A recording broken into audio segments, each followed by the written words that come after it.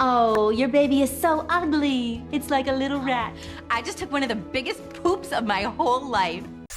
거짓말이 없는 세상이 있다면 어떨까요? 모든 사람이 진실만을 말하고 상대방은 그걸 그대로 받아들이는 세상이겠죠. 그런데 현실에서 우리가 그렇게 솔직하기만 한다면 정말 괜찮을까요?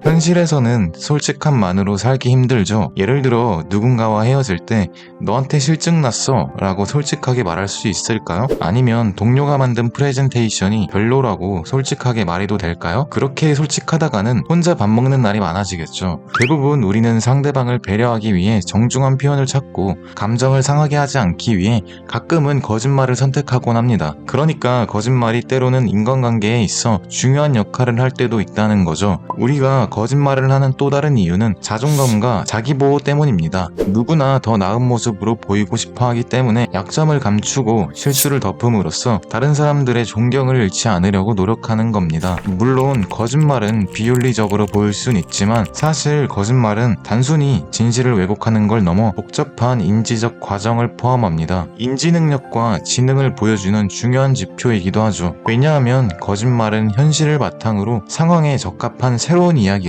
만들어내야 하니까요. 이렇게 상황을 분석하고 대안을 제시하는 능력은 인간만이 할 수 있는 독특한 사고 능력이기도 합니다. 실제로 연구에 따르면 10분 동안의 대화에서 약 60%의 사람들이 적어도 한 번 이상 거짓말을 했다고 합니다. 더 재미있는 건 대부분 그들 스스로 자신이 거짓말을 했다는 걸 인식하지 못했다는 거죠. 이처럼 우리 뇌는 상황에 맞춰 진실을 조금씩 수정하는데 아주 능숙한 걸 알 수 있죠. 사실 우리는 거짓말이 효과적일 때가 많다는 걸 알고 있습니다. 실수를 덮고 승진 기회를 잡거나 다른 사람에게 좋은 평가를 받는데 도움이 될 때가 있죠. 하지만 거짓말이 들통나는 순간 그 모든 것은 순식간에 무너질 수 있죠. 예를 들어 사소한 거짓말을 해서 갈등을 피했지만 시간이 지나면서 그 거짓말이 밝혀지고 신뢰관계에 있어 큰 금이 갈 수 있죠. 이처럼 거짓말은 단기적으로 유리할 수 있지만 장기적으로는 그 결과가 더 나쁠 수가 있습니다. 그래서 진실을 말하는 것이 때로는 더 나은 선택이 될 수 있죠.